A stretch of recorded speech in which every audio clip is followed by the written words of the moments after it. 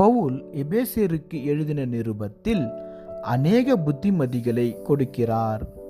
ஆவியின் வல்லமையால் கிறிஸ்துவ வாழ்வதற்கு சில வழிகாட்டுதல்களை எபேசியர் 4:5-6 அதிகாரத்தில் அவர் கொடுத்திருக்கிறார். எப்பொழுதும் மிகுந்த மனத்தாழ்மையும் சாந்தமும் நீடிய பொறுமையும் உடையவர்களாயிருங்கள். அன்பினால் ஒருவரை ஒருவர் தாங்குங்கள், அல்லது பிறர் மூலம் வருகின்ற துன்பங்களை சகிக்கிறவர்களாயிருந்து உங்கள் அன்பை காண்பியுங்கள்.